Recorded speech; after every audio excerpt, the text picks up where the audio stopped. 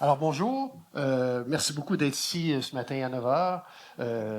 Vous êtes très courageux de venir écouter un cours de biologie à 9 heures. Ça va peut-être vous rappeler des mauvais souvenirs de l'école secondaire. Mais j'ai l'intention de, comme indique le titre de la présentation, de parler de sexe à l'école, de la binarité du sexe et des conséquences. Expliquer cette binarité, puis expliquer aussi toutes euh, euh, l'espèce de mouvement anti-binaire qui s'est mis en place depuis, je dirais, une quinzaine d'années, puis qui marque notre société actuellement. Alors, alors, je mets ce contexte-là parce que habituellement, quand je discute de ces choses-là sur le web ou ailleurs, la première chose qu'on me dit, c'est que je suis transphobe et ça n'a rien à voir. OK? Essentiellement, ce que je veux faire, moi, ici, c'est de rétablir la définition scientifique du sexe et qu'on la connaisse, puis qu'on la comprenne, puis la mettre de façon rationnelle, la présenter de façon rationnelle. Comme je vais parler d'un petit peu de pensée critique, vous allez voir que mon analyse est assez rapide là-dessus. Alors, la pensée critique, capacité d'analyser et d'évaluer des informations de manière objective pour former un jugement raisonné. Puis, de l'acquisition de la pensée critique à l'école, ça repose sur la pratique de l'autocritique, l'analyse objective des informations, remise en question des préjugés et la recherche active de solutions basées sur des preuves. Je peux dire déjà que tout ce qui concerne le sexe binaire à l'école, présentement, est un affront à la pensée critique. Alors donc, c'est presque ma conclusion là-dessus, mais vous allez voir que mes arguments vont dans ce sens. Le plan de ma présentation, relativement simple, je vais commencer par vous offrir une définition du sexe, de façon très simple, sexe binaire. Après ça, je vais vous présenter les arguments anti-binaires. Au lieu de présenter des arguments provenant de plusieurs écoles, je vais simplement les regrouper comme étant anti-binaires. Vous allez comprendre ce que je veux dire. Et par la suite, on va parler de sexe et éducation, notamment de ce qui se passe à l'école.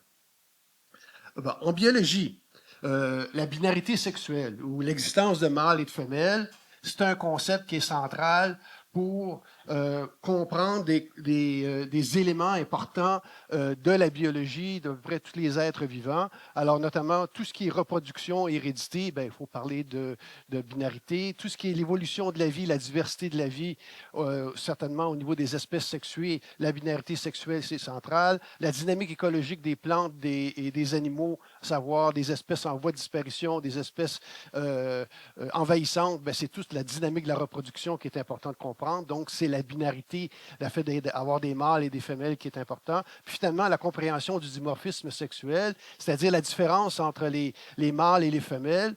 Le fait qu'il y ait une différence entre mâles et femelles, ben, c'est le résultat de pression sélective, de l'évolution indépendante des deux sexes. Et ça reflète donc le fait qu'on ait des hommes et des femmes, ça reflète une réalité qui évolue depuis plus de 100 000 ans. En fait, 300 000 ans pour l'humain. Alors donc, c'est extrêmement important de comprendre que ce qu'on voit aujourd'hui, ben, c'est le résultat d'un processus évolutif et qui est extrêmement important et qui a des réalités concrètes. Alors donc, on va discuter de ça. Je vais parler un petit peu de genre, mais pas beaucoup. Parce que je sais qu'il y a d'autres conférenciers et conférencières qui vont en parler. Je vais quand même, il faut que je fasse un parallèle entre sexe binaire et genre. Alors donc, sexe binaire, c'est une réalité observable.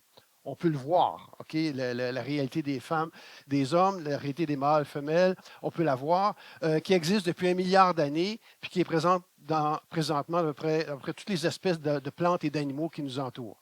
Alors, le genre, c'est une notion humaine.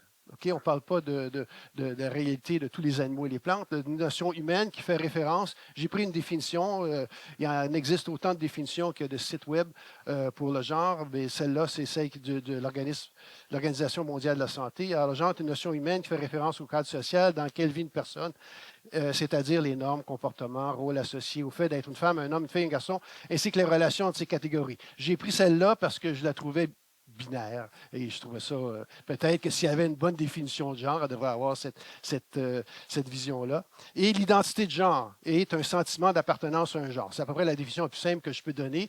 Ce n'est pas une bonne définition parce que le mot genre est dedans, mais il reste que c'est la chose la plus simple. Et j'insiste sur le fait de réalité observable et sentiment. On va voir un peu qu'est-ce qu'il y en est dans quelques minutes. En ce moment, ce qui se produit souvent, puis on le voit, je le vois à chaque fois que dans un article de la presse, de voir, peu importe les médias, on fait souvent, on utilise les termes sexe et genre de façon interchangeable, comme si c'était des synonymes. Alors pourtant, un est une catégorie biologique stricte, l'autre est une catégorie sociale. Alors ça n'a vraiment aucun rapport. Et ma présentation, ben, je veux jeter un regard scientifique là-dessus. Alors donc, la définition du sexe. Une définition, la reproduction sexuée implique toujours deux gamètes, deux cellules sexuelles. Alors, un petit, le spermatozoïde, qui est la plus petite cellule à l'intérieur d'un corps, et un gros, un ovocyte ou un ovule chez l'humain, qui est la plus grande cellule à l'intérieur du corps. Et cette asymétrie-là est absolument importante et c'est la fusion de ces deux cellules-là qui va créer un nouvel individu. Donc, la fusion de ces cellules-là va faire que le matériel génétique va donc être qui provient de chacun des gamètes, va se fusionner. Alors ça, c'est une définition universelle. Toutes les plantes et animaux à reproduction sexuée ont ce mécanisme-là. Le sexe mâle correspond à l'individu qui possède une anatomie, physiologie, qui a le potentiel de produire de petits gamètes, donc, et le sexe femelle correspond à l'individu qui possède une anatomie, physiologie, qui a le potentiel de produire de gros gamètes. Cette définition-là, donc, de mâle et femelle, c'est la définition binaire du sexe. C'est fini. Je pourrais arrêter la présentation ici, puis tous les biologistes seraient heureux, et c'est ça le sexe. Malheureusement, il me reste 55 minutes à discuter les objections par rapport à ceci. Alors donc, cette définition-là du sexe, c'est une vieille définition. C'est un vieux concept qui n'a jamais été réfuté. J'ai sorti une citation ici, je vous laisse la lire, qui a été publiée en 1903. Et c'est exactement la définition que je viens de donner. L'avantage ou la force de cette définition-là, c'est qu'elle est réfutable, elle est falsifiable. Mais elle n'a jamais été falsifiée, elle n'a jamais été réfutée. Ça serait facile de le faire. Il s'agirait de trouver un troisième gamète, un troisième type de gamète. Il n'y en a pas en nature. Alors, il n'y a pas de troisième type de gamète, il n'y a pas de troisième sexe. Alors donc, c'est une hypothèse qui est encore très solide. Alors, quelques faits à propos du sexe humain. C'est important de le dire parce que ça va devenir important plus tard en présentation. Chaque individu appartient à un seul sexe toute sa vie. Le sexe est immuable et est inscrit dans chaque cellule du corps. La trajectoire ou la voie développementale mâle ou femelle est déterminée à la conception par l'assemblage des chromosomes sexuels provenant des deux gamètes.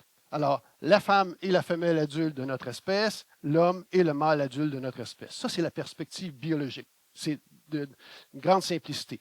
J'ai décidé de présenter sous forme graphique un peu ce que je viens de dire, mais je vais réutiliser ce graphique-là souvent pendant ma présentation pour vous présenter les théories antibinaires. Alors, premièrement, la reproduction en isogame, qui est indiquée ici. Alors, donc, on a nos gamètes, l'ovocyte, le grand gamète ou le gros gamète, et le spermatozoïde, le petit gamète. Chez les humains, le grand gamète va porter une copie des 23 chromosomes, mais le chromosome sexuel va toujours être un X, et chez les mâles, le chromosome sexuel va être un X ou un Y. De sorte qu'après la fertilisation, on tombe, le développement sexuel va se faire soit femelle, soit mâle, femelle étant XX, mâle étant XY, et vous allez avoir ici tout le développement anatophysiologique que j'ai mentionné dans ma définition, et ceci, ultimement, va faire en sorte qu'une personne mature va produire soit un ovocyte, soit un spermatozoïde. Très, très simple. À cette image-là, c'est la définition de sexe binaire. Alors, dans la deuxième partie de cette présentation, je vais parler des arguments antibinaires.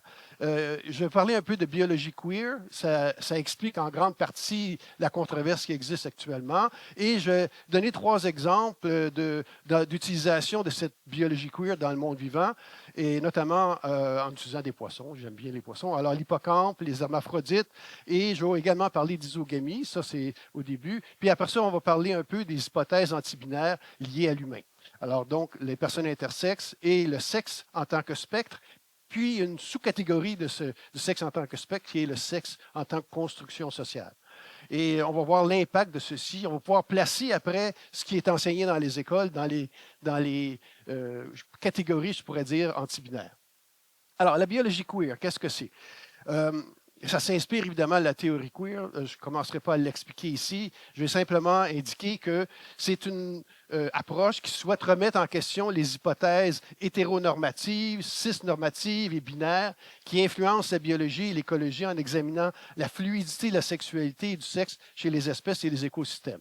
Alors encore ici, il y a beaucoup de définitions associées avec la biologie queer, mais essentiellement, on veut remettre en question les normes sociétales par l'étude de la nature. C'est un peu bizarre, mais c'est la réalité. Le constat que je fais de cette biologie queer, c'est qu'il n'y a vraiment aussi aucune quête objective de la vérité. En fait, on a une volonté, il y a une volonté d'appliquer un filtre idéologique qui est antibinaire sur le vivant et l'humain.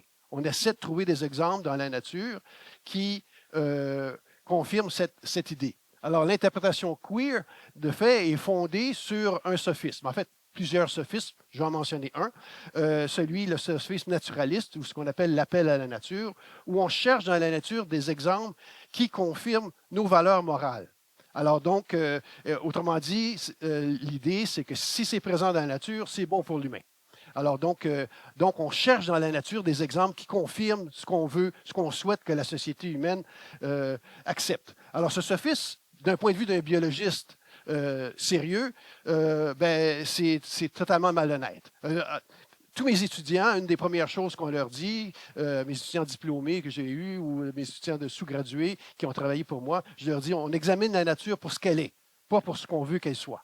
Okay? C'est très important d'être le plus honnête possible dans notre description de la nature. C'est de base. Je veux dire, on a toujours fonctionné comme ça. Là, maintenant, cette philosophie-là suggère que non, il faut utiliser la nature pour valider nos valeurs morales. Je donne 3 exemples.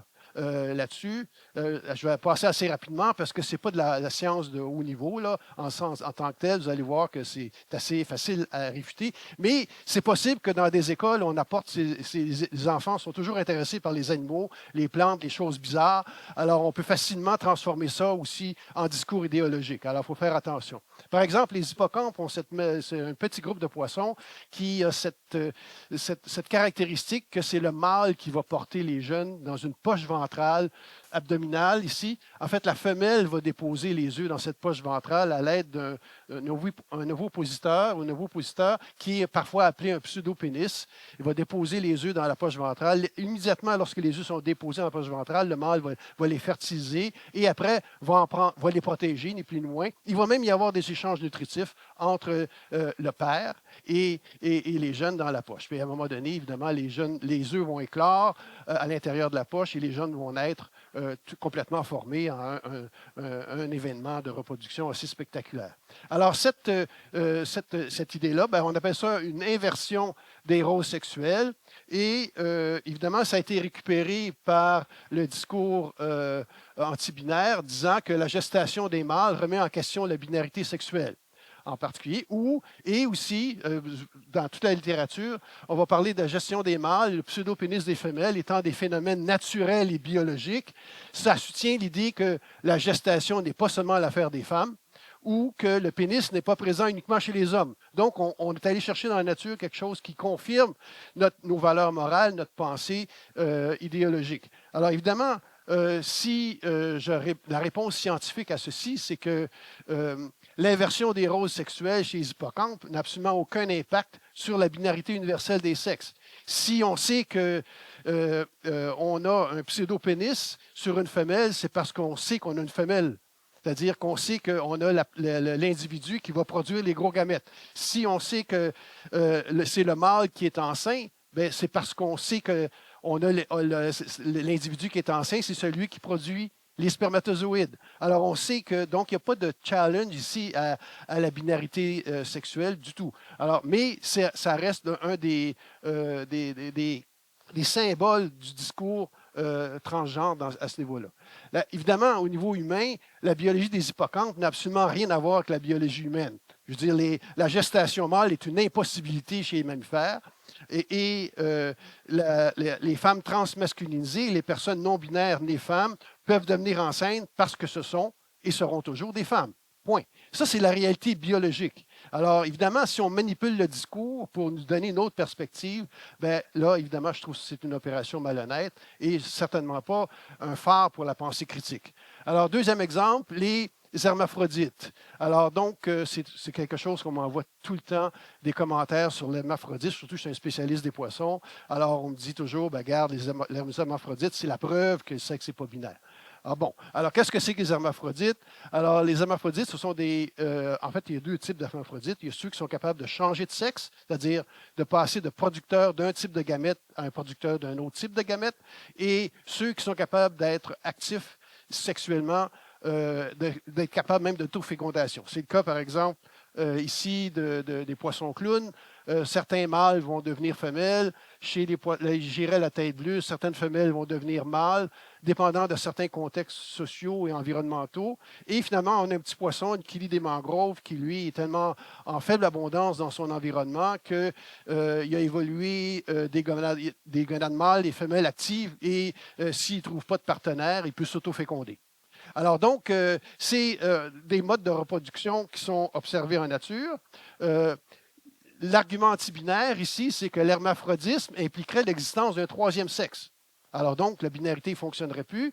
Puis aussi, ça suggère que le changement de sexe chez les humains est biologique, évolutif et naturel. C'est des citations, là. C'est pris des éléments de citation. Alors donc, encore ici, on essaie de banaliser ce genre de notions. Alors, la réponse scientifique est simple. Les individus hermaphrodites produisent les deux types de gamètes connus. Il n'y a pas de nouveau troisième type de gamète. Il n'y a pas de troisième sexe en tant que tel. Les changements de sexe sont impossibles chez l'humain. Il n'y a rien de naturel et évolutif dans une transition sociale, hormonale, chirurgicale. Là, vous allez me dire, c'est un peu éditorial, mon affaire, mais quand même, ça reste raisonnable. Puis finalement, c'est vrai. On a à peu près 500 cas humains où on a trouvé des tissus des deux gonades à l'intérieur du corps et jamais on a trouvé des gonades qui étaient actives simultanément et on n'a jamais observé de changement de sexe. Alors, quand il y a ces cas-là, je pense qu'il y a un cas que j'ai lu où on a eu une personne enceinte qui avait la possibilité de produire du sperme. En tout cas, bref, c'est un peu compliqué, mais je peux vous dire que c'est vraiment une anomalie extrêmement rare, là, une personne. Et tout ça pour dire que ça apporte que ça n'a aucun impact sur l'universalité de la binarité. Le troisième exemple que je veux donner, c'est on a parfois dans les revues scientifiques qui ont adopté la biologie queer et ça a fait des titres assez fantastiques. Alors, on parle ici de champignons, champignons avec 17 000 sexes, 20 000 sexes. Ici, le blob, c'était une espèce, un petit animal unicellulaire, eucaryote, dans lequel on dit, par exemple, le blob, comme nous, est issu de la fusion de deux cellules sexuées. Elles ne sont pas appelées ovules et spermatozoïdes, car le blob possède 720 sexes différents. Alors, quelqu'un pourrait être impressionné par cette notion-là, mais essentiellement, il s'agit d'une manipulation du discours ici, en tant que tel, parce que ce n'est pas des sexes. Alors, qu'est-ce que c'est? C'est que, en fait, l'argument antibinaire, c'est que les champignons défient cette binarité du sexe en nous montrant que deux sexes biologiques ne sont pas la règle, mais plutôt l'exception. Alors, la logique scientifique ici, c'est que ce sont des espèces isogames. Une espèce isogame, ce sont des espèces habituellement unicellulaires ou très, très, très simples qui vont produire des gamètes de taille absolument identique. C'est-à-dire, pas comme les espèces anisogames qui produisent des gamètes de taille qui sont distinctes. En fait, les individus et les gamètes sont similaires. C'est la même chose. Il n'y a pas de différence sexuelle. Il n'y a pas de sexe chez les espèces isogames. La seule différence qu'il peut y avoir, c'est que sur les gamètes, au lieu d'avoir on va avoir sur les parois des gamètes, sur la membrane des gamètes, il va y avoir des protéines, en fait des gènes qui vont avoir des variantes qui vont faire en sorte que pour un type particulier de gamètes qui va être identifié de type plus, il va y avoir l'équivalent en nature de type moins et la reproduction va toujours impliquer comme un aimant, un plus et un moins. Et si un individu produit des gamètes avec une variante plus, ben, elle ne va pas s'accoupler avec une espèce de variante plus parce que les mêmes signes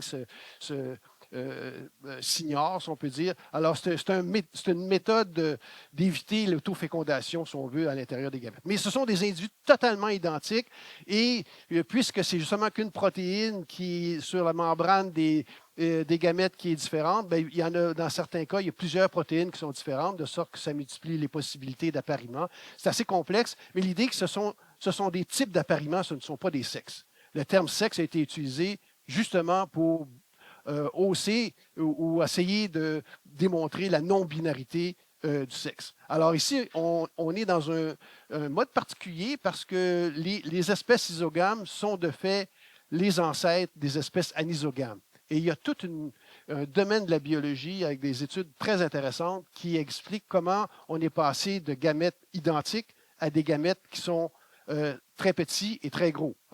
C'est un concept intéressant au niveau évolutif, mais on comprend que, essentiellement, les espèces isogames ne remettent pas en question la binarité sexuelle. OK. Alors, si on parle maintenant des humains. Alors, chez les humains, l'idée de plus que deux sexes, ça commence avec Anne Foster Sterling en 1993, qui a publié un article dans la revue de Science dans lequel elle indiquait que, de fait, elle avait découvert 3 nouveaux sexes. Alors, je les nomme, les hermes, les mermes et les fermes. Je ne vais même pas vous expliquer qu'est-ce que c'est, mais en fait, c'était ce qu'elle considérait comme étant des sous-groupes d'individus qui présentent des anomalies du développement reproducteur, développement sexuel. Alors, en anglais, on appelle ça des DSD. Ce sont des personnes qui ont des morphologies et des physiologies très atypiques qui se retrouvent, là, qui ont été identifiées, qui demandent souvent un suivi médical et qui parfois pour ces personnes-là, la qualité de vie peut être affectée s'il n'y a aucune intervention médicale. Mais il reste que, en général, ces personnes-là sont, d'un point de vue fonctionnel, c'est des personnes qui ont des chromosomes sexuels, par exemple, ayant une formule autre que XX et XY. Alors, ils peuvent avoir des formules comme XXX, XY, XYY, X0. En fait, il y a toute une panoplie de formules chromosomiques qui peuvent apparaître et où ce sont des personnes normales de type typique, je devrais dire, de type mâle ou femelle, XY ou XX, mais qui vont montrer des anomalies du développement, que ce soit génétique, hormonal ou anatomique. En l'an 2000, Anne Foster Sterling, avec un groupe d'étudiants diplômés, ont publié un article qui estimait le nombre de personnes intersexes dans la population. On a estimé ça à 1,7 % de la population. Il s'agit des individus qui, à la naissance, présenteraient un sexe qui est atypique, essentiellement, ou qui correspondrait aux personnes intersexes. Déjà en 2002, il y a eu une étude qui a baissé ce chiffre-là à 0,02 %. Alors, parce qu'on a établi que la plupart des anomalies du développement sexuel montraient des individus qui vont produire des gamètes mâles et femelles tout en ayant des organes sexuels externes qui étaient mâles et femelles. Alors donc, être intersexe n'était pas nécessairement totalement différent d'être mâle ou femelle comme tel, ou posait pas nécessairement de problème au niveau de l'identification à la naissance. Donc, ça veut dire que 0,02 % de la population pour laquelle il peut y avoir une erreur d'identification à la naissance ou que le sexe soit ambigu. Malheureusement, cette révision-là, en 2002, est totalement ignorée par toute la littérature liée à l'antibinarité. On répète encore, je le voyais je pense que c'est dans le Devoir ou la presse il n'y a pas longtemps, encore le 1,7 % est présent, alors que cette donnée-là est fausse, elle a été faussée, elle a été réfutée depuis longtemps, mais on la maintient parce qu'on veut donner une plus grande présence à ces personnes intersexes. Alors, les arguments antibinaires liés avec les personnes intersexes. La diversité des formules chromosomiques, la première. La diversité des formules chromosomiques liées au sexe indique que le sexe n'est pas binaire. Alors, je vais revenir dans une seconde. Le deuxième argument, les personnes intersexes forment des sexes supplémentaires ou sont des personnes à l'extérieur de la binarité sexuelle. Alors, je vais prendre chacun des arguments un peu pour les expliquer. Alors donc, ce qu'on dit essentiellement, et je reprends ici mon cycle sexuel humain très simplifié, alors on ne parle plus de reproduction ici, là, on parle de développement sexuel. Alors on peut éliminer cette partie-là, on garde seulement que les boîtes centrales. Et ce qu'on dit, par exemple, je vais prendre des anomalies de développement peuvent se produire, et par exemple, je prends les anomalies chromosomiques. Alors, si on prend les anomalies chromosomiques, ce qui est argumenté, c'est que de fait, on a des mâles et des femelles, mais on a également des anomalies chromosomiques qui créeraient ce qu'on appelle un sexe intermédiaire. On va les nommer les intersexes. Alors donc, on a mâle, femelle et intersexe. C'est la logique qu'on va trouver encore dans la littérature aujourd'hui. Si vous allez souvent voir ce sigle-là, mâle, femelle, intersexe. En ce moment, je vais vous montrer les définitions tout à l'heure, c'est encore très présent dans la littérature. Quand on explique le sexe, on ajoute souvent un sexe qui est intersexe.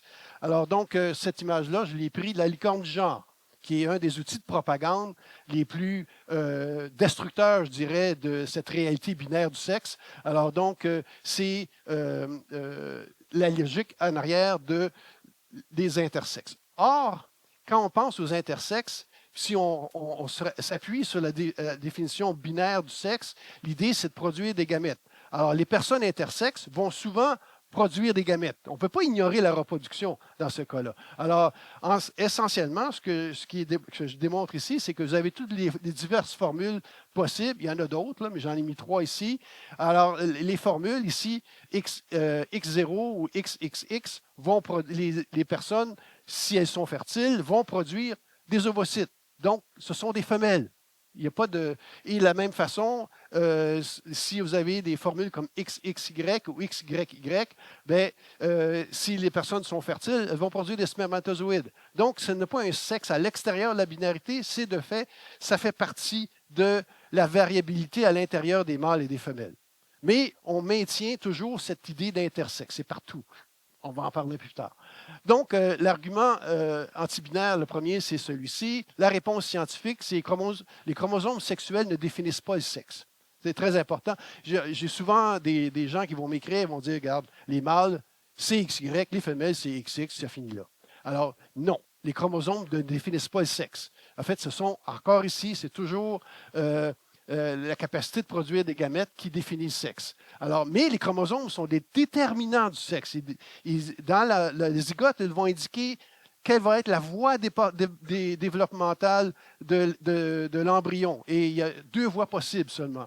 Celle qui va mener vers la production de gros gamètes, celle qui va mener vers la production de petits gamètes. Alors, donc, les chromosomes en tant que tels ne définissent pas le sexe, ils déterminent le sexe. Deuxièmement, utiliser les chromosomes pour définir le sexe, bien, ça affecte l'universalité du concept parce que les chromosomes, le système XY est unique aux mammifères et à quelques autres groupes. Mais de fait, si on y pense comme il faut, on regarde les oiseaux, par exemple, ils n'ont pas un système XY, ils ont un système ZW, où c'est la femelle qui va présenter des gamètes différents, des chromosomes sexuels différents, ZW. Et même, il y a certaines espèces qui n'ont pas de chromosomes sexuels, dont le sexe de la progéniture va être lié à la température de la ponte. C'est-à-dire, dans la ponte en tant que telle, les œufs qui vont être souvent, par exemple, un crocodile, c'est enterré, bien, les œufs qui sont au centre de la pompe vont être plus chauds, les œufs à la marge vont être plus frais, donc les deux vont produire un sexe différent. Je pense que c'est la femelle au centre, puis mâle à l'extérieur. C'est la température des œufs qui va déterminer le sexe comme tel. Alors, utiliser XY pour définir le sexe, ça serait de réduire l'universalité de la définition du sexe, alors qu'on a une très belle définition qui est universelle quand on examine simplement les gamètes. L'argument antibinaire numéro 2, c'était que les personnes intersexes forment des sexes supplémentaires ou sont des personnes à l'extérieur de la binarité sexuelle. Bien, les personnes qui ont une des 40, il y en a plus que 40 anomalies du développement sexuel, vont produire, lorsqu'elles sont fertiles, soit des gamètes mâles, soit des gamètes femelles. Il n'y a pas de troisième, gamète, il n'y a pas de troisième, quatrième, cinquième sexe. C'est totalement injustifié d'ajouter intersexe comme étant des sexes distincts de mâles et femelles. Ces personnes, donc, s'inscrivent dans la variabilité des mâles et des femelles. Deuxième argument, si le porteur d'une anomalie développementale est stérile, on m'envoie souvent ce commentaire-là. Ah oui, mais s'il ne produit pas de gamètes, donc tu ne peux pas déterminer le sexe. Là, j'explique que la définition du sexe implique c'est pas l'identification du sexe. On peut identifier le sexe en examinant l'anatomie et la physiologie. Donc, si notre animal est stérile, mais qu'il a des testicules, on peut pas mal présumer que c'est un mâle. OK? Si, en fait, il y a toute cette panoplie d'informations qui est disponible. Mais les arguments vont souvent me dire, ben, c'est ça un des plus populaires d'ailleurs, que ben, qu'est-ce que tu fais avec les personnes stériles? Je leur explique que les enfants sont stériles, que les femmes ménopausées ne produisent pas de gamètes. J'ai dit les baleines ménopausées, le beluga ont également une ménopause. Alors, à un certain âge, ils ne produisent plus de gamètes. Alors, j'ai dit, est-ce qu'on ne peut pas identifier le sexe? Alors, donc, justement, l'argument arrête à ce moment-là. Je me fais dire des bêtises, puis on arrête. Alors, donc, le fait que le sexe d'une personne soit difficile à identifier ou ambigu, ça ne remet pas en question la binarité. C'est logique. Alors, je mets cette définition-là parce que pour montrer que c'est réel, là, le problème, dans le sens que ça, c'est une décision, une définition du sexe d'un document du gouvernement du Québec publié dans Famille et Soutien. La définition est très, très longue. Hein. Déjà, c'est une indication qu'on fait des grands efforts ici pour rendre la chose confuse. Je vais l'améliorer pour vous. On va se confier juste à la deuxième partie. Toutefois, la binarité ne tient pas compte de la diversité réelle des sexes puisqu'elle n'inclut pas les personnes intersexes. Alors, c'est là, c'est partout. Alors que ça n'a aucune réalité biologique d'affirmer ceci. Maintenant, je vais parler de l'autre portion de cette définition-là, qui est le sexe comprend les caractéristiques biologiques d'une personne, les organes génitaux internes, externes, ses taux d'hormones et ses chromosomes sexuels. C'est souvent cette définition-là qu'on va voir. En fait, vous remarquerez ici, puis ça va revenir tout le temps, on ne parle jamais de reproduction. Okay, dans ces définitions-là. Déjà, là, ça doit vous mettre un indice qu'on n'est plus dans le mode binaire. Là. Alors, c'est sûr, parce que si on parlait de reproduction, il faudrait parler de gamètes. Alors, donc, on évite de parler de reproduction. Alors, c'est la deuxième partie. C'est le sexe en tant que spectre. Alors, c'est très difficile à définir le sexe en tant que spectre. Il y a 2 livres qui sont sortis récemment là-dessus. Le Spectrum of Sex et Sex is a Spectrum. Alors, donc, ces 2 livres-là, je les ai lus. Essentiellement, le mot spectrum est à peu près 2 ou 3 fois dans le texte du livre. Le reste du livre, c'est de montrer pourquoi c'est impossible que ce soit binaire. Alors, c'est la démarche habituelle. Le dernier livre qui est sorti en 2025 par Princeton University Press, qui est habituellement publié des livres intéressants, c'est une horreur au niveau de la biologie. La quantité d'erreurs biologiques qu'il y a dans ce livre-là pour justifier le spectre est assez phénoménal. Mais je ne vais pas insister trop sur ces livres-là. Je vais parler d'un autre livre un peu plus tard. Également, ce qui nuit beaucoup à la binarité du sexe, c'est le fait que certains magazines scientifiques de vulgarisation, dont Scientific American, Science News, sont complètement embarqués dans cette mouvance anti-binaire et ont publié un paquet d'articles. On peut de tous les lire, mais vous allez voir ici que, essentiellement, là, si je résume tous ces titres-là, le sexe est beaucoup trop complexe pour être binaire. Ce serait la phrase qui résumerait tout ça. Malheureusement, c'est ça qui fait mal à la science, c'est quand des revues scientifiques de vulgarisation publient des énormités comme celle-là. Et alors maintenant, évidemment, moi, quand je fais un argument binaire sur les réseaux sociaux ou ailleurs, on m'envoie des titres, on m'envoie des liens, puis on dit, garde, tu n'as pas raison, tu as tort. Alors que cette logique-là, ici, est facilement réfutable. Au Québec, on a un auteur, Michel Doré, qui a écrit plusieurs livres là-dessus, et dont le dernier, en 2024, qui est particulièrement intéressant. Quand on lit un livre de Doré, je trouve il est d'une gentillesse et d'une générosité envers tout le monde, tellement qu'on s'y perd à savoir quoi et quoi. Mais dans ce livre-là, il a écrit un chapitre sur le sexe. Et je vais faire une critique de ce chapitre-là dans les prochaines diapositives pour montrer ce que c'est que le spectre. Alors, qu'est-ce que le sexe en tant que spectre? Alors, j'ai fait une définition. C'est une notion qui stipule que le sexe biologique est trop complexe ou variable pour se limiter à une définition binaire. Ça se limite parfois à ça. Il y a eu une émission, un reportage à l'émission Les Défricheurs Radio-Canada en janvier où j'ai fait une plainte à l'Ombudsman. Ça n'a absolument rien donné. Mais il reste que, essentiellement, pendant près de 10 minutes, l'animatrice a dénigré, a parlé d'intersexe, a parlé de chromosomes, a parlé de toutes sortes de choses pour dire que le sexe n'était pas binaire. C'est en réaction à un décret du président Trump, en plus, qui disait que le sexe était binaire. Alors, et la dernière phrase de sa présentation, c'était « il est clair que le sexe est un spectre ». Puis ça finit là. Alors, qu'elle n'a jamais expliqué c'était quoi le spectre, mais elle a passé son temps à dénigrer la binarité. Donc, c'est un peu comme la solution Décrypteur. Oui, oui, désolé. Merci. Décrypteur. Alors donc, c'est ça. Alors, mais si on va un peu plus en détail sur cette définition-là, le sexe correspondrait à un spectre car il doit tenir compte d'un large éventail de caractéristiques biologiques non binaires, notamment les chromosomes, les hormones, les gonades, les organes génitaux, caractères sexuels secondaires. De plus, il doit tenir compte des morphologies particulières des personnes intersexes qui sont hors de la binarité. Donc, ici, alors que les personnes intersexes servaient à ajouter des sexes, la logique du sexe en tant que spectre, c'est de faire disparaître les sexes. C'est ce qu'on va voir dans les prochaines diapos. Et souvent, ces deux notions-là sont mises en parallèle dans le même ouvrage, alors que c'est des notions contradictoires. Un veut créer des sexes, l'autre veut les faire disparaître. Alors, mais la logique, des fois, échappe et mince dans ce discours-là.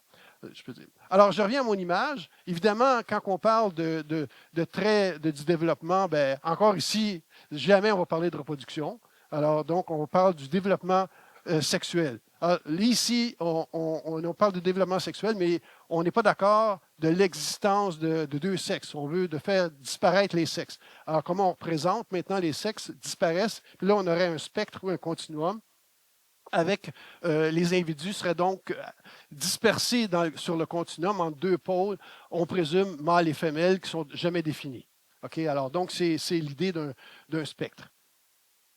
Doré, dans son livre, explique un peu sa vision du sexe. Alors, vous allez voir que le mot sexe revient souvent, mais jamais dans le cadre de la reproduction. OK? Mais je vous explique. Alors, selon lui, évidemment, quand on identifie le sexe d'un bébé à la naissance, on regarde les organes génitaux. Mais ça veut dire que le sexe est assigné, parce qu'il y a beaucoup d'incertitudes, supposément, à cette désignation-là, alors que la réalité, c'est que 99,98% du temps, c'est exact. Mais il y a beaucoup d'incertitudes. Alors donc, il y a 5 critères pour déterminer le sexe. Alors, il y a sexe chromosomique, sexe gonadique, sexe hormonal, les organes sexuels internes, organes sexuels externes. Alors, il aurait pu mettre sexe des organes, c'est la même chose. Ce sont tous des différentes sortes de sexe. Alors, selon Doré, on assignerait le sexe à la naissance pour refléter une incertitude par rapport au sexe réel. Alors, donc, parce que le sexe a 2 autres volets. Alors, les 2 autres volets sont les suivants. Le premier, c'est le sexe anatomique, un autre sexe. Identifiable à l'anatomie actuelle, c'est-à-dire, essentiellement, c'est possiblement différent du sexe assigné à la naissance. Donc, ce sexe-là, ça s'adresse au 0,02% de la population, les individus intersexes, pour lesquels on a fait une erreur d'assignation de sexe à la naissance. Ça, c'est le sexe anatomique. Le troisième type de sexe, et ça, c'est intéressant, c'est le sexe d'appartenance. Le sexe d'appartenance, c'est l'identité de sexe. Alors, tenez bien ce terme-là, identité de sexe, parce que c'est partout dans le cours CCQ. Alors, donc, l'identité de sexe, c'est de faire référence à la conscience et la conviction profonde d'appartenir à une catégorie de sexe. Ce que ça veut dire, essentiellement, c'est qu'il parle des personnes transgenres. Il parle du 0,19% de la population québécoise. Le nombre n'a pas d'importance, mais je veux dire, il reste que c'est cette réalité-là qui le transmet. Alors, si je mets ça sur une forme graphique, alors on aurait donc le sexe anatomique qui inclurait ces 5 sexes-là et le sexe d'appartenance sur le dessus. Vous voyez le nombre de fois qu'on voit le mot sexe, là. Alors, donc, ça, c'est des critères pour identifier le sexe. Essentiellement, si les personnes intersexuées, selon Doré, auraient au moins un élément du sexe anatomique qui est dissonant par rapport aux autres sexes. Les personnes trans auraient le sexe d'appartenance qui est dissonant par rapport au sexe anatomique. Alors, c'est assez intéressant de pouvoir mettre ça dans des belles boîtes comme ça parce que, en partie, ça permet de visualiser l'idée que peut-être pour solutionner une dissonance entre le sexe d'appartenance et le sexe anatomique, qu'une transition est possible. Alors, donc, ça donne cette vision-là possible. Alors, mais on continue. Donc, le sexe d'appartenance étant fondé sur un ressenti d'appartenir à un sexe ou non, c'est en fait un synonyme d'identité de genre. Alors, c'est vraiment important de savoir. Plus tard, on va voir que ces 2 termes-là sont utilisés en termes de synonymes.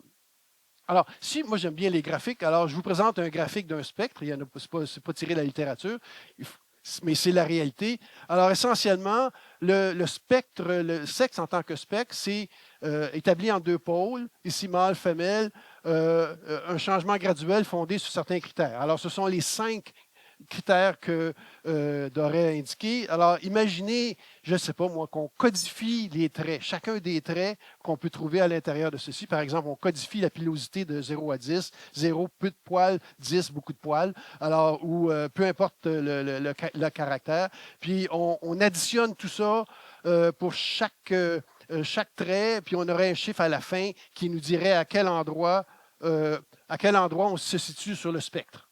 Essentiellement, ça veut dire que si on le fait pour tout le monde, ça veut dire qu'il y aura presque autant de sexes que de personnes. Il y aurait une infinité de sexes. Mais n'oubliez pas que l'objectif ici, ce n'est pas vraiment de définir le sexe, c'est surtout de rejeter la binarité. Alors donc, ça a toujours été cet objectif-là parce que c'est un leitmotiv, si on veut, de ce genre de pensée-là. Alors, le sexe binaire est remplacé par une notion de sexe propre à chaque personne. Alors, il y a un sous-argument associé avec le sexe en spectre, c'est le sexe en construction sociale, c'est-à-dire que le sexe en tant que construction sociale. Alors, je révise l'argument anti-binaire ici pour que ça soit... Il y a 4 éléments, 4 arguments qui sont dits. Premièrement, si le sexe est un spectre, comme je viens d'expliquer, alors il est impossible d'avoir une ligne de démarcation objective entre mâle et femelle. Donc, ma ligne ici disparaît. Alors, on continue. Alors, si la séparation mâle-femelle est arbitraire, alors on peut dire que la binarité sexuelle est une construction sociale. C'est-à-dire que c'est quelqu'un qui décide, qui met à l'hôpital une étiquette mâle puis une étiquette femelle. Donc, parce que ça n'existe pas, il n'y a pas de trait qui ferait la distinction. Alors donc, on peut dire que la binarité sexuelle est une construction sociale. Et si sexe binaire est une construction sociale, on peut poser la question, pourquoi étiqueter les humains dans des catégories arbitraires, hommes-femmes, à la naissance?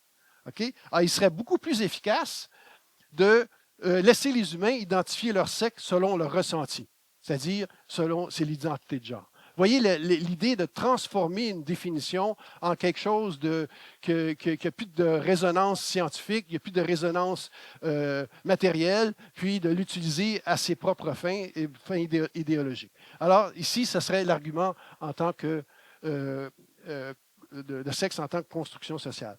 Alors, la réponse scientifique à ça, c'est relativement simple, mais il faut le dire. Donc, il n'y a pas grand monde qui le dit, malheureusement. La définition du sexe spectral, c'est inutilement complexe. On a une belle définition avec les gamètes, très simple, qui explique pour toutes les espèces à reproduction sexuée, qu'est-ce que le sexe. Là, on ajoute des niveaux de complexité partout. On est rendu avec 9 sexes différents. Elle est confuse, elle amalgame le sexe et le genre, parce qu'on a maintenant le sexe d'appartenance qui est de fait un genre, puis c'est une définition typiquement anthropocentrique. Alors j'ai bien hâte, moi, en tant que biologiste, de savoir comment mes collègues biologistes dans les cours de sciences naturelles vont expliquer que, ben, regarde, il n'y a pas de chat puis de chat, là. C'est un spectre. Il n'y a pas d'orignaux mâle, femelle. Non, c'est un spectre, là. On ne peut pas dire qu'il y a des mâles, femelles. Alors comment on va relier ça à la réalité de la diversité de la vie? C'est impossible. Okay? C'est vraiment un tissu idéologique qui est anthropocentrique. Alors donc, ça résulte en un nombre infini de sexes. Alors, une définition du sexe ne tient pas compte de son rôle dans la reproduction ou de la présence de 2 types de gamètes. C'est une définition qui est fausse. C'est un déni de réalité. Alors donc, c'est ça qu'on enseigne à nos enfants. La biologie des traits sexuels ne définit pas le sexe, mais la conséquence du sexe.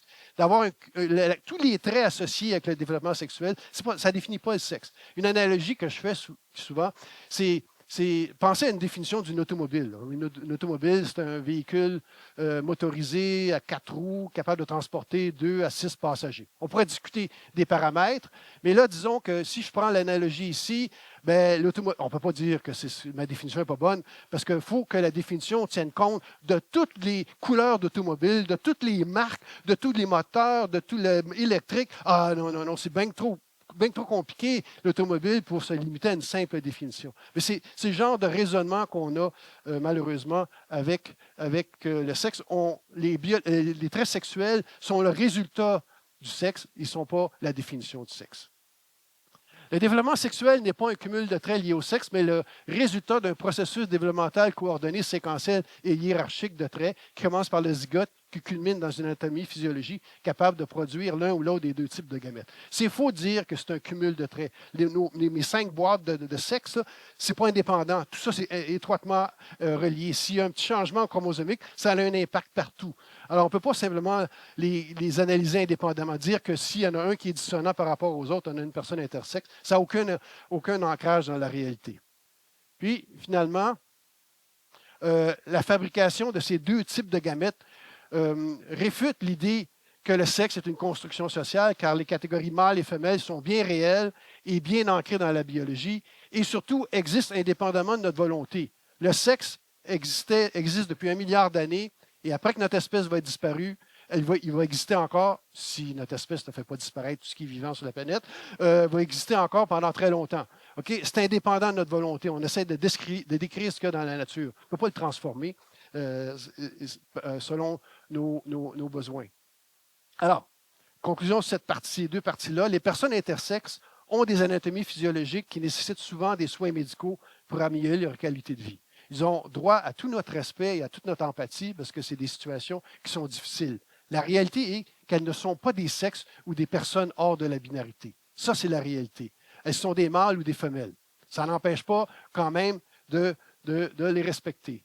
Les personnes transgenres vivent un inconfort ou une détresse par rapport à leur sexe. Elles ont besoin d'un suivi psychothérapeutique. Encore ici, elles méritent tout mon respect, j'en connais quelques-uns, et notre empathie, parce que ce n'est pas des situations faciles. Mais la réalité est qu'elles ne peuvent pas changer de sexe et il n'y a pas de sexe non binaire. Elles seront toujours des mâles ou des femelles. Alors, à la naissance, évidemment.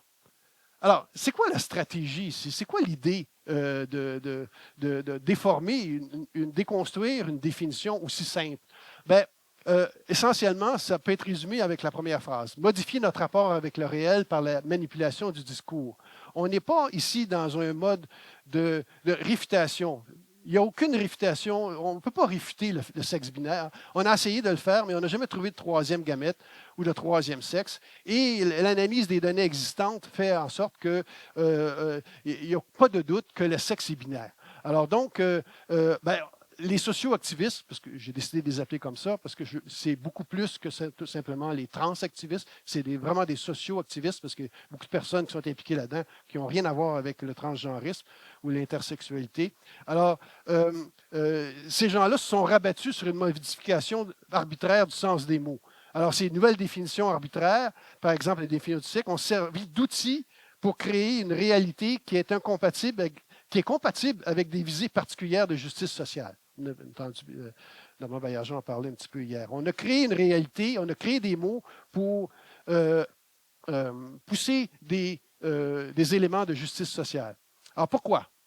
Alors, l'argument principal, c'est toujours paraître plus inclusif, donner plus de visibilité et de droit aux identités genrées et aux minorités intersexes. Ça, c'est ce qui apparaît plus. Mais la réalité profonde, c'est que c'est un programme politique, à mon avis, c'est de déconstruire les réalités binaires en société. Déconstruire la réalité homme-femme, homosexualité, hétérosexualité, féminité, masculinité, qui sont jugés comme étant des mécanismes d'oppression. Alors, c'est tout le concept du postmodernisme, là. Alors, je ne vais pas rentrer là-dedans, mais il reste que c'est ça le véritable transfert. Moi, je considère en partie que les personnes transgenres et les personnes intersexuées ont été instrumentalisées pour cette cause politique-là. Mais c'est mon avis. C'est débattable. Alors, le cœur du problème, admettre que le sexe se situe sur un spectre implique le rejet de la réalité biologique et évolutive qui distingue les hommes des femmes. C'est à l'origine d'importants enjeux sociaux qui vont être discutés, j'en suis convaincu, dans les prochaines présentations, notamment concernant l'équité, la sécurité dans les sports féminins, le maintien d'espaces non mixtes pour les filles et les femmes. Ça empêche l'accumulation de données pertinentes pour les deux sexes concernant les risques de maladies, de violences, de blessures. Il y a une réalité biologique femme, il y a une réalité biologique homme, on doit en tenir compte, et entraîne la disparition d'un identifiant fiable dans la société parce qu'il est invariable. Donc, c'est fiable comme identifiant. Alors, juste avant de passer à l'école, et je m'excuse, j'ai encore probablement pris trop de temps, là, je vais faire mentionner deux choses à propos du cadre juridique. Ici, ce sont des extraits de la Loi canadienne des droits de la personne, la Charte québécoise des droits de la personne. Je veux juste que vous portiez attention aux mots soulignés, c'est qu'il y a une protection contre la discrimination illicite envers l'identité ou l'expression de genre. et dans les deux chartes, et je suis tout à fait d'accord avec ça, mais il ne faut pas oublier aussi que le sexe est là-dedans. Alors donc, la discrimination en fonction du sexe doit être certainement est un motif illicite de discrimination. Là où j'ai un problème sérieux, c'est l'article 70-11 du Code civil du Québec qui stipule que la mention de sexe figurant à l'acte de naissance, décès d'une personne, désigne le sexe de cette personne constatée à la naissance ou encore son identité de genre. Alors, on confond encore ici sexe et genre, alors que ce n'est pas du tout la même chose et ça a des conséquences importantes. Alors donc, parmi les conséquences, ça associe la mention du sexe d'une personne sur tous nos documents légaux à un ressenti. Alors que le sexe, c'est une réalité objective inaltérable. Ça rend légal l'auto-identification du sexe, qui est le problème majeur de à peu près toutes les controverses qu'on a actuellement liées à cette définition bancale du sexe. Nuit directement aux droits fondés sur le sexe, spécialement pour les femmes, puis nuit à la qualité de l'éducation. Alors donc, si je touche à l'école maintenant, rapidement, pour ce qui est le respect des droits fondés sur le sexe implique donc, là je vais être vraiment pratico-pratique, présence de blocs sanitaires, vestiaires non mixtes pour garçons-filles, toilettes individuelles universelles, c'est atteint, en ce sens qu'il y a eu une directive ministérielle l'année dernière qui fait que dans les nouvelles écoles, on va avoir ce genre de respect-là pour l'identité sexuelle. Avant, mais elle a été menacée. Et probablement que dans certaines écoles, c'est encore un problème. Deuxièmement, l'obligation d'avoir des catégories fondées sur le sexe pour les sports de compétition, même à l'école. Alors, il reste que la logique en arrière de ceci, c'est qu'il existe évidemment des différences fondamentales entre les hommes et les femmes du point de vue physique et psychologique. C'est bien, j'ai mis des références parce que c'est bien appuyé par la science. Ces différences-là sont liées en grande partie à l'histoire évolutive de nos rôles reproductifs. Les différences entre mâles et femelles, c'est le résultat de l'évolution de chacun des sexes au cours de millions d'années. Donc, ça veut dire que c'est une réalité physique importante qu'on doit tenir compte. Ce n'est pas simplement... et ça vient, ça, avec des différences fondamentales. Certaines de ces disparités-là physiques entre les hommes et les femmes se transforment en ce qui est appelé des avantages physiologiques masculins, que je vais appeler APM, parce que c'est long à dire, avantages physiologiques masculins, lorsqu'il est question de compétition sportive. On a vu ça aux Olympiques et dans les récents championnats mondiaux, on a commencé à tenir compte vraiment de ceci. Cet avantage touche la structure squelettique, la masse musculaire, la force, la puissance, l'endurance, la capacité aérobie. C'est reconnu depuis longtemps. Mais évidemment, avec les nouveaux enjeux sociaux qui existent, notamment associés avec les personnes intersexuées et l'identité de genre, bien, il y a eu une perturbation là-dessus. Mais il faut retourner donc au rationnel pour décider de l'éligibilité dans les catégories féminines. Alors, il a été déterminé que ça devait être fondé sur l'absence de l'avantage physiologique masculin, l'absence de l'APM, et non pas sur l'identité de genre. Alors, le critère d'éligibilité qui a été mentionné, c'est vérifier les chromosomes sexuels des compétitrices et de faire un marqueur fiable de l'absence de l'APM. Bon, il y a des petites exceptions pour certaines personnes intersexuées, relativement peu, mais ça a été mis en place pour le championnat mondial de boxe et d'athlétisme récemment, et ça a très bien fonctionné. Et on a éliminé la possibilité que des gens qui possédaient cette APM participent dans les sports féminins. Donc, on a retrouvé une équité et la sécurité dans les sports féminins. Alors, qu'en est-il de l'école? L'APM dans les écoles, si vous êtes au secondaire, de l'âge de près de 13 à 17 ans, il y a un consensus que l'APM prend de l'ampleur rapidement avec la poussée de croissance liée à la puberté. Donc, on doit tenir compte de ceci et certainement que c'est ce qui fait que l'APM va augmenter, qu'on va du secondaire 1, par exemple, au secondaire 5. Alors, donc, on doit tenir compte de ceci. Pour le primaire, c'est plus difficile. Alors, il y a des études, mais il y a des études qui sont dans l'intérieur de l'étude qui est mentionnée ici, qui dénotent qu'il existe un APM plus faible, mais avec certains avantages qui sont indiqués ici. Donc, il y aurait avantage, surtout dans les années du primaire, donc 4e, 5e, 6e année, s'il y a des compétitions sportives, toujours avec l'idée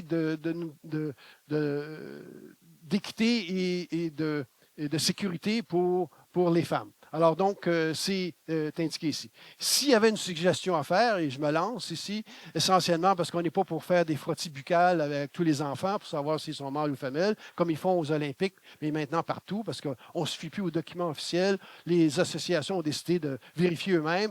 Bien, je pense qu'on devrait avoir une carte d'assurance maladie, tous les enfants en ont une, qui indique le sexe biologique. Et on devrait présenter cette carte-là pour participer à des compétitions sportives, quelles qu'elles soient, pour s'assurer qu'on est dans la bonne catégorie, ou du moins pour respecter la catégorie féminine. Et vraiment, il faudrait que ce soit, là j'insiste, le sexe biologique à la conception, pour éviter toute confusion à propos du mot sexe. Enfin, c'est une idée pour cette partie-là. Alors, ma dernière partie va être relativement courte parce que je sais que d'autres vont en parler. Alors, je vais parler du programme CCQ. Il y a un volet éducation sexuelle dans le programme CCQ.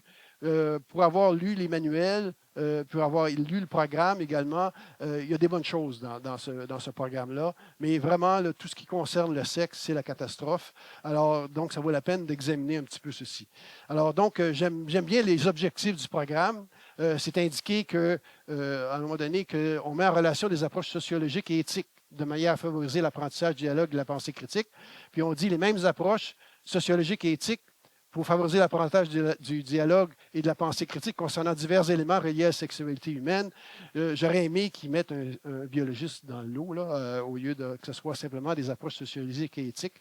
Il y a des connaissances qui auraient été nécessaires, je pense, de valider au moins avant de les publier.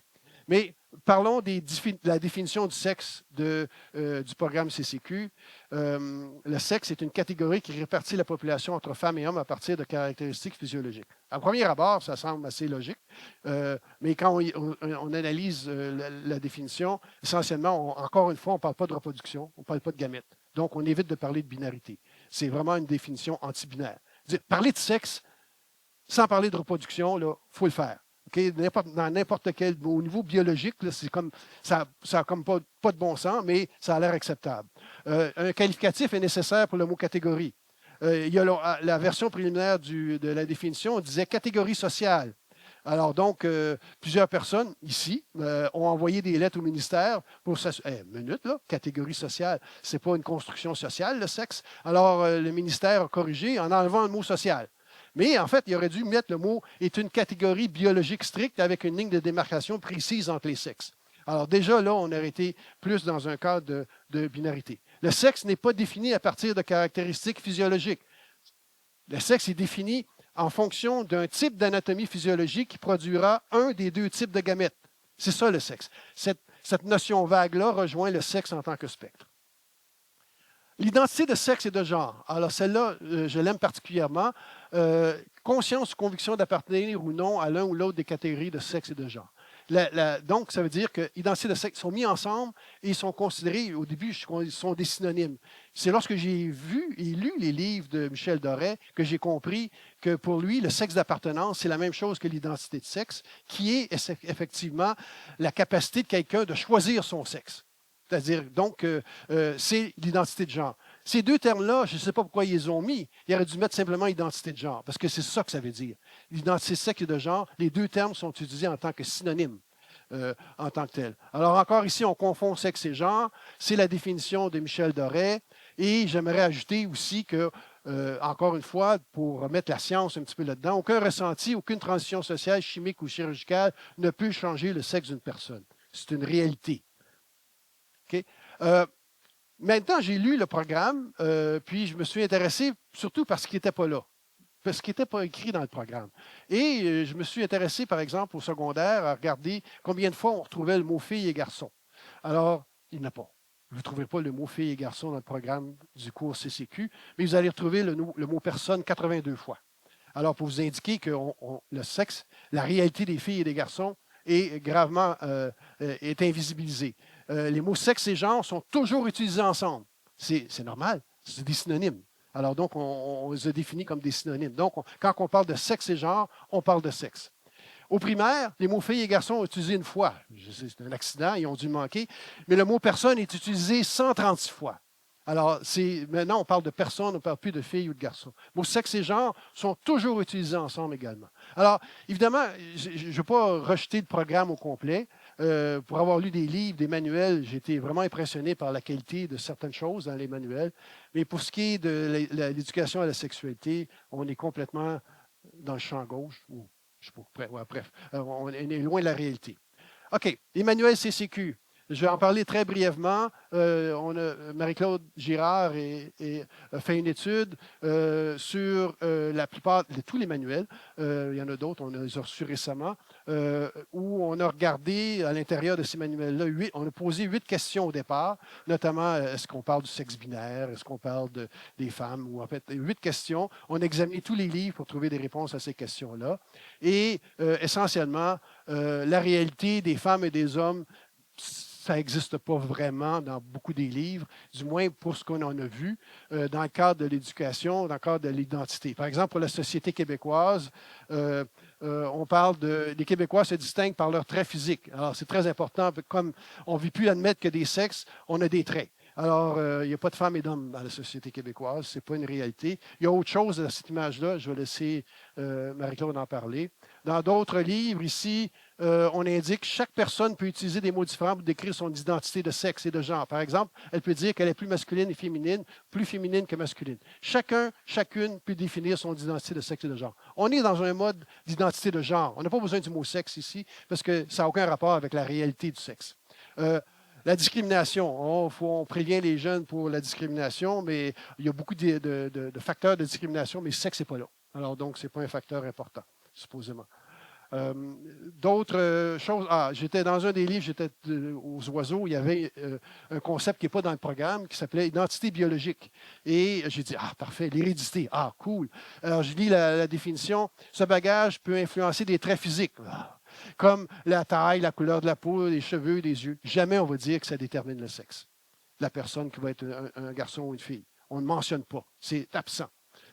Puis il y en a d'autres.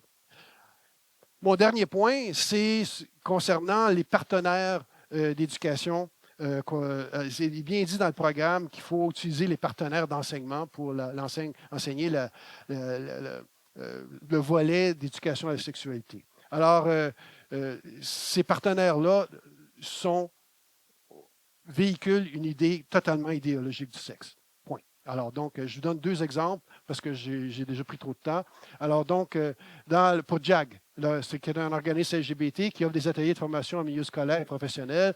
On a cette belle image où quelqu'un peut s'identifier un peu partout pour plusieurs choses, souvent avec des plus ou moins, puis doit choisir la case. En fait, il y a un profil qui peut sortir de ceci. Évidemment, moi, ce qui m'intéresse, c'est le sexe. Et la définition du sexe correspond à celle du spectre sexuel. Elle inclut, si vous regardez ici, le sexe biologique, on a féminin, intersexe et masculin. Pour le sexe assigné à la naissance, évidemment, il y a 2 choix, féminin et masculin, parce que c'est le médecin qui décide. Mais on laisse un espace pour écrire peut-être notre feeling à propos du sexe. Alors, mais si je regarde la définition qui est donnée, parce que l'élève doit essayer de comprendre qu'est-ce qu'il en est, alors donc, on a évidemment un cumul de traits biologiques, exactement la définition du spectre biologique. Puis en plus, c'est un petit peu aléatoire, là, à savoir que inexact. On parle des gènes, des chromosomes, mais je veux dire, les gènes sont sur les chromosomes, alors c'est un peu redondant. On parle des hormones, oestrogène, testostérone. Bien, tous les humains ont de l'oestrogène, de la testostérone. C'est les taux qui varient. Enfin, il y a plein de choses là-dedans, puis on ajoute toujours les personnes intersexes. L'idée ici, c'est toujours que ça soit anti-binaire. Il ne faut jamais que ça soit binaire, parce qu'on veut détruire la binarité. C'est l'objectif principal. Gris Montréal, je ne verrai pas dans le détail, mais ça, c'est ce qu'elle prétend. Elle comprend que les jeunes sont... à l'école, c'est important d'aller les rencontrer. C'est là que l'ignorance cède la place à la connaissance. C'est discutable quand je vois qu'est-ce qu'ils enseignent, mais leur définition de sexe est fantastique. Sexe fait référence aux caractéristiques sexuelles biologiques, c'est tout. Il n'y a même pas d'homme, femme, binarité, quoi que ce soit. Donc, c'est complètement laissé. Il n'y a pas de sexe, essentiellement. Je ne sais pas pourquoi ils ont mis ça. Le sexe assigné à la naissance, c'est associé avec le système social et médical. On est parfaitement dans la définition que le sexe serait une construction sociale. Ce qui est encore plus fâchant pour moi avec le gris, c'est que dans leur guide pédagogique pour le niveau secondaire, ils font une promotion active de l'antibinarité. Ils disent aux enseignants, faites pas des groupes filles-garçons, parce que là, vous ignorez les intersexes. 0,02 % de la population qui sont probablement des mâles, des femelles, hein, on s'entend, là. Mais on a créé donc ceci. On se plaint que les livres sont binaires. Mais là, on dit, ben, utilisez ça comme élément de départ pour une discussion sur l'antibinarité essentiellement. Alors, on fait la promotion de l'antibinarité. OK, ma conclusion. Le programme CCQ, son matériel pédagogique, ses partenaires, impose dans nos écoles une définition non binaire du sexe qui n'a aucun ancrage dans la réalité et qui a pour conséquence de faire disparaître la réalité des filles et des garçons. Cette déconstruction, poussée par des socio-activistes, vise à imposer l'identité de genre, une notion d'identité où tout est flou, subjectif et fluide. Cette notion vise, sous de fausses prétentions d'inclusion, à imposer une dictature du ressenti, à embrigader les jeunes dans une pseudo-science qui peut être délétère pour les plus vulnérables car ils ne peuvent pas encore en analyser rationnellement les enjeux. Rien ne peut justifier que le volet éducation sexuelle du cours CCQ rejette la réalité du sexe binaire et endoctrine nos enfants dans une idéologie qui est une insulte à la science et à la raison. Il s'agit d'un affront sans précédent à la pensée critique. Cela est incompatible avec la mission éducative des écoles. Il est impérieux de revoir immédiatement la définition du mot sexe dans le programme CCQ et de s'assurer que la réalité des deux sexes y est expliquée de façon réaliste, positive et constructive. Ah, c'est tout. Merci beaucoup.